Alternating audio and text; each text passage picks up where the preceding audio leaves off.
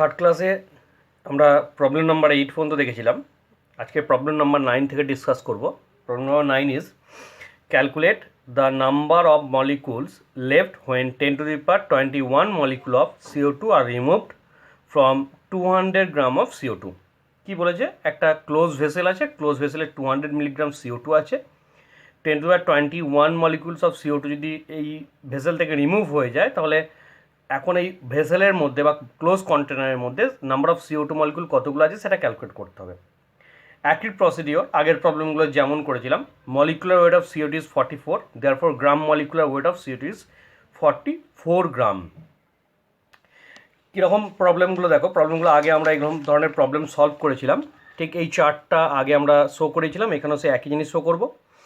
আমি আছি মাসে, মাস অফ দ্য কম্পাউন্ড দিয়ে দিয়েছে, সেখান থেকে নাম্বার অফ মলিকুলস আমাকে ক্যালকুলেট করতে বলেছে। আমরা কি অ্যাজিউম করেছিলাম, if X equal to 1 therefore mass of the compound is M gram, if X equal to 1 therefore number of molecules equal to N A or Avogadro number. কী দিয়েছে, তাহলে M gram of that compound contain Avogadro number of molecules. এখানে M গ্রামটা কত, M গ্রামটা এখানে 44 গ্রাম, CO2 দিয়ে বলেছে, তাহলে এম গ্রামটা 44 গ্রাম। তাহলে 44 gram of CO2 contain Avogadro number of molecules কতটা দিয়েছে, 200 মিলিগ্রাম। 200 মিলিগ্রাম মিনস 0.2 গ্রাম। তাহলে 0.2 গ্রামের নাম্বার অফ মলিকুলসটা আমরা ক্যালকুলেট করে নেবো, সেটাই আমরা করেছি। দেখো, molecular weight of CO2 44 gram, molecular weight of CO2 is 44 gram. Therefore এটা হচ্ছে gram molecular weight, 44 gram of CO2 contain Avogadro number of molecules. Therefore 200 milligram মানে 0.2 gram, 0.2 gram of CO2 contain Avogadro number into 0.2 by 44, just unitary মেথডে আমরা calculate করে নিলাম। 2.7 10 to the power 21 number of molecules. তাহলে number of molecule left, কতগুলো molecule এখন পড়ে আছে, 10 to the power 21 সিলিন্ডার থেকে রিমুভ করে গেছে, আর এইটা টোটাল ছিল ইনিশিয়ালি। তাহলে ইনিশিয়াল অ্যামাউন্ট থেকে যেটা রিমুভ করে আছে সেটাকে জাস্ট ডিডাক্ট করে দেবো। 10 to the power 21টাকে কমন নিয়ে এলে 2.7 minus 1, that means 1.7 10 to the power 21 number of molecules ওই সিলিন্ডারে লেফট পড়ে আছে, বা সিলিন্ডার যেটা ক্যালকুলেট করতে হবে সেটা আমরা ক্যালকুলেট করে নিলাম কতটা মলিকুল পড়ে আছে। নেক্সট প্রবলেম নাম্বার 10 আমরা দেখব। Calculate the mass of 1 millimole of ammonia. 1 millimole অ্যামোনিয়ার মাসটা আমাকে ক্যালকুলেট করতে বলেছে। Also find the number of atom present in that amount. কতগুলো অ্যামোনিয়াতে কতগুলো টোটাল নাম্বার অফ অ্যাটমস আছে ওই 1 মিলিমোল অ্যামোনিয়াতে, সেটা আমাকে ক্যালকুলেট করতে হবে। দেখো, আমরা প্রবলেমটা ঠিক এইভাবে সলভ করতে পারবো। আমি দেখাচ্ছি কীভাবে প্রবলেমটাকে সলভ করে দেবো ডাইরেক্টলি। এই চারটাতে এলাম, দেখো গ্রাম মোল অর মোল এই টার্মটা কিন্তু একই, গ্রাম মোল আর মোল এই টার্মটা কিন্তু একই টার্ম।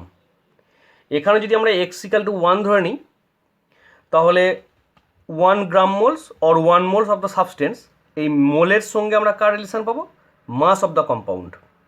তাহলে মাস অফ দ্য কম্পাউন্ড কত, x ইন্টু এম গ্রাম। তাহলে এক্সটা আমরা এখানে 1 ধরলে এম গ্রাম, দ্যাট মিনস এখানে এক্সটা যদি 1 ধরি, তাহলে 1 mole or 1 gram mole of the compound এর মাসটা কত, এক্সটা 1 ধরলে এম গ্রাম। এম গ্রামটা কি, ওই পার্টিকুলার সাবস্টেন্সের গ্রাম মলিকুলার মাস। তাহলে ফার্স্ট অফ অল আমরা অ্যামোনিয়ার মলিকুলার মাসটা ক্যালকুলেট করে নেবো। মলিকুলার মাস অফ অ্যামোনিয়া কত, 17। তাহলে gram molecular mass of ammonia যদি 17 চলে আসে, তাহলে 1 মোল অফ অ্যামোনিয়ার মাস কত হবে, 1 মোল অফ অ্যামোনিয়া, এই তো 1 x ইকুয়াল 1 ধরলেই 1 মোল অফ অ্যামোনিয়ার মাস হবে 17 গ্রাম। সেটাই আমরা করেছি। দেখো, একদম ডাইরেক্ট করে নিয়েছি যে gram molecular mass of ammonia equal to 17, gram molecular mass of ammonia equal to 17। তাহলে mass of 10 to the power 3 mole, 10 to the power 3 মোলটা কোথা থেকে এলো, দেখো 10 to the power 3 মোলটা আসছে 1 মিলিমোল বলেছে। তাহলে 1 মিলিমোল অফ অ্যামোনিয়া যদি বলে, millimole means 10 to the power minus 3 মোল। যদি এই লাইনটা অসুবিধা হয়, এই লাইনটা কেটে দিও তোমরা, এই লাইনটা প্রবলেম হলে এই লাইনটা কেটে দিও, বা এই লাইনটাকে পরে লিখলেও চলবে। Mass of 10 to the power minus 3 mole of ammonia কত, 17 into 10 to the power 3 mole. Actually gram molecular mass of ammonia যদি 17 হয়, মানে 1 মোল অ্যামোনিয়ার মাসটা 17 গ্রাম, 1 মোল অ্যামোনিয়ার মাস যদি 17 গ্রাম হয়ে যায়, তাহলে 10 to the power minus 3 মোল অ্যামোনিয়ার মাসটা কত। এই লাইনটা বেটার হয় যদি লাইনটাকে এখানে লেখা হয়। আমি লাইনটা লিখে দিচ্ছি, mass of 1 mole of ammonia equal to 17 gram. আমি লাইনটা লিখে দিলাম, mass of 1 mole of ammonia, mass of 1 mole of ammonia equal to 17 gram. তাহলে 1 millimole means 10 to the minus 3 mole, তাহলে 10 to the minus 3 mole ammonia equal to 17 into 10 to the minus 3 gram. তাহলে প্রথমে মাস of the compound বেরিয়ে গেল। আমি পার্টটাকে আবার repeat করছি, চারটাকে আর একবার শো করাচ্ছি। আমরা আছি মিলিমোলে বা মোলে আছি, মোল থেকে আমাকে মাসে যেতে হবে। এমটা হচ্ছে molecular weight, gram M gram যদি হয় তাহলে গ্রাম মলিকুলার মাস, তাহলে অ্যামোনিয়ার first molecular weight then gram molecular weight calculate করে নিলাম। এক্স ইকাল টু 1 ধরে নিলে 1 মোল অ্যামোনিয়ার মাসটা হচ্ছে 17 গ্রাম, সেটা আমরা করলাম যে gram molecular mass of ammonia 17 gram, therefore mass of 1 mole ammonia equal to 17 gram. কতটা অ্যামোনিয়া দিয়েছে? 1 millimole, millimole means 10 to the power minus 3 mole, therefore mass of 10 to the minus 3 mole of ammonia equal to 17 into 10 to the minus 3 gram. Unitary মেথডে যেমন আমরা calculate করি সেরকম এই ক্যালকুলেশনটা করে নিয়েছি। এবারে দেখো গ্রাম মলিকুলার মাস অফ অ্যামোনিয়া তো 17 জানি, প্রথম পার্টটা অ্যান্সার বার করে ফেলেছি। গ্রাম মলিকুলার মাস অফ অ্যামোনিয়া 17 জানি। এবার গ্রাম মলিকুলার মাস থেকে আমরা নাম্বার অফ মলিকুলস ক্যালকুলেট করতে পারবো কি করে? এই যে একই জিনিস, মাসের সঙ্গে molecular relation, X equal to 1 হলে this is represent M gram, X equal to 1 হয়ে গেলে this is represent Avogadro number. That means M gram of substance contain Avogadro number of molecule. এখানে এমটা কত? 17 গ্রাম। তাহলে 17 gram ammonia contain Avogadro number of molecules কতটা আছে? 17 into 10 minus 3 গ্রাম ammonia আছে। তাহলে সেখানে নাম্বার অফ মলিকুলস ক্যালকুলেট করবো, সেটাই করেছি। এখানে দেখে নাও একটু, 17 gram of ammonia contain Avogadro number of molecules, therefore 17 into 10 to the minus 3 gram of ammonia contain 6.023 10 to the power 20 number of molecules. এইখান থেকে আমরা ক্যালকুলেশনটাকে করে নিয়েছি কতগুলো মলিকুলস আমার আছে। এবার দেখো এই অ্যামোনিয়া মলিকুলসের মধ্যে number of nitrogen atom, number of hydrogen atom individual বার করেছি, কেউ ডাইরেক্টও ক্যালকুলেট করতে পারো। কী করে? অ্যামোনিয়ার ফর্মুলা যেহেতু NH3, তাহলে এখানে কতগুলো অ্যাটম আছে? 4 নাম্বার অফ অ্যাটম আছে একটা মলিকুলে। 1 ammonia molecule content 4 number of atom. তাহলে এই নাম্বারটাকে ডাইরেক্ট 4 দিয়ে মাল্টিপ্লাই করে দিলে কিন্তু নাম্বার অফ অ্যাটমস চলে আসবে, সেটাই করেছি। Total number of atom equal to 4 into এই যে নাম্বারটা বেরিয়েছে সেটা। আমি আর একটাভাবে করেছি, ইন্ডিভিজুয়াল দুটোকে করেও দেখিয়ে দিয়েছি। নাম্বার অফ নাইট্রোজেন অ্যাটম মানে যেটা নাম্বার অফ মলিকুল সেটাই নাম্বার অফ নাইট্রোজেন অ্যাটম, আর হাইড্রোজেন অ্যাটমের জন্য 3 দিয়ে মাল্টিপ্লাই করবো, দুটোকে যোগ করলে দেখো এই টার্মটাই চলে আসবে। তাহলে এইভাবেও কিন্তু আমরা প্রবলেমগুলোকে ক্যালকুলেট করতে পারি বা প্রবলেমগুলোকে সলভ করতে পারি। একটু আননোন জায়গায় মিলিমোলটা এসে, মিলিমোল মানে 10 to the minus 3 মোল, এটা শুধু মনে রাখবে, ঠিক আছে? তাহলে দেখবে প্রবলেমটাকে আমরা সলভ করতে পারবো। নেক্সট আমরা যেটা শুরু করবো সেটা হচ্ছে application of Avogadro's hypothesis. Avogadro হাইপোথিসিসের অ্যাপ্লিকেশনগুলো একটু দেখে নেবো, পরে এগুলোকে প্রুফ আছে আমাদের। Molecules of elementary or homoatomic gases except inert gases আর ডায়াটমিক। যত এলিমেন্টারি গ্যাস আছে, that means hydrogen, nitrogen, oxygen, chlorine, এটা সবাই ডায়াটমিক। দেখো হাইড্রোজেনের ফর্মুলা কি লিখে? H2, oxygen O2, nitrogen N2। Therefore molecules of elementary gases except inert gases are diatomic. Number 2, molecular mass of gaseous substance is twice of its vapor density. molecular মাসটাকে যদি m দিয়ে denote করি, m equal to 2 into d, d is the vapor density. কোন একটা গ্যাসের molecular মাসটা যদি calculate করি আর তার যদি ভেপার ডেন্সিটি ক্যালকুলেট করি, দেখবো ভেপার ডেন্সিটিটাকে 2 দিয়ে মাল্টিপ্লাই করলে তার মলিকুলার মাসের সঙ্গে সেম হচ্ছে। থার্ড কি প্রুভ করা যাচ্ছে? গ্রাম molecular volume or molar volume. Gram molecular volume means molar volume of any gaseous substance at STP is 22.4 liter. Molar volume of any gases at STP যদি আমরা ক্যালকুলেট করি এর ভলিউমটা আসবে 22.4 litre. Molecular formula of any gaseous compound can be determined from its volumetric calculation. Volumetric calculation যদি আমরা করি তাহলে যে কোনো একটা গ্যাসিয়াস কম্পাউন্ডের আমরা কি মলিকুলার ফর্মুলা হবে সেটাও কিন্তু ক্যালকুলেট করতে পারবো। এটা শেষের দিকে আছে, ইউডিওমেট্রিক ক্যালকুলেশন বলে একটা পার্ট পাবো, তখন আমরা ভলিউমেট্রিক কম্পোজিশনটাকে, কোঅর্ডিনেটেড কম্পোজিশন থেকে ওর গ্যাসিয়াস ফর্মুলাটাকে আমরা ক্যালকুলেট করবো, আর মলিকুলার যে গ্যাসিয়াস কম্পাউন্ড আছে তার মলিকুলার ফর্মুলাটাকে ক্যালকুলেট করবো, এম্পেরিক্যাল ফর্মুলা, মলিকুলার ফর্মুলা এগুলো ক্যালকুলেট করবো। এক এক করে আসছি। ফার্স্ট কি বলছে? অল এলিমেন্টারি গ্যাসেস আর ডায়াটমিক এক্সেপ্ট ইনার্ট গ্যাসেস। এই প্রুফটা অলরেডি তোমরা আগের 10 স্ট্যান্ডার্ডে করে ফেলেছো, তবু আমি একবার বলছি।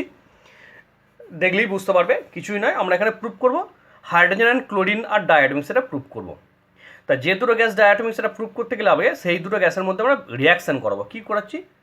হাইড্রোজেন অ্যান্ড ক্লোরিনের রিয়াকশানে হাইড্রোজেন ক্লোরাইড তৈরি হচ্ছে। Obviously this hydrogen is gas, chlorine is gas, and এই সিএলটা অলসো গ্যাসিয়াস সাবস্টেন্স।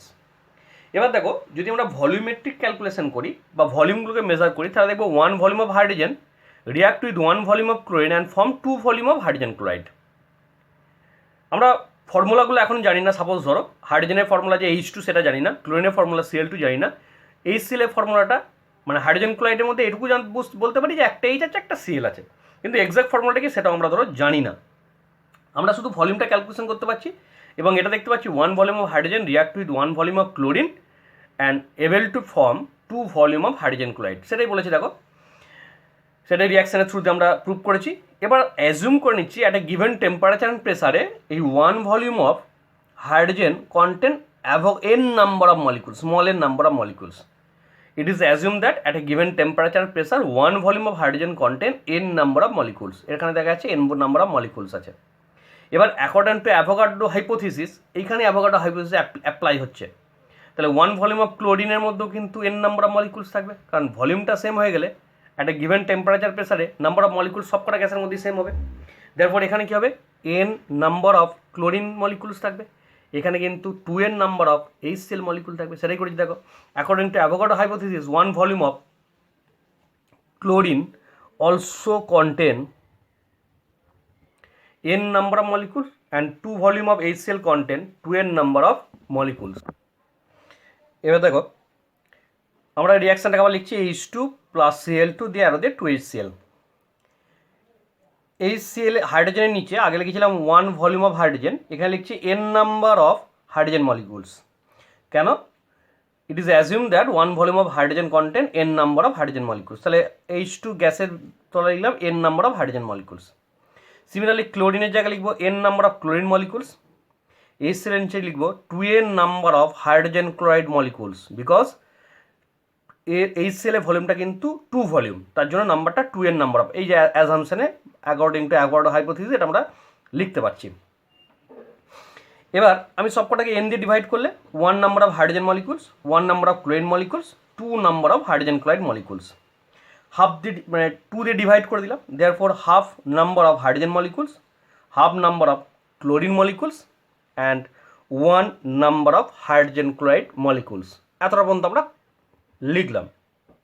এবার এখানে একটা অ্যাজাম্পশন নেওয়া হয়, hydrogen chloride molecule, that means 1 hydrogen chloride molecule contain at least 1 hydrogen atom and 1 chlorine atom.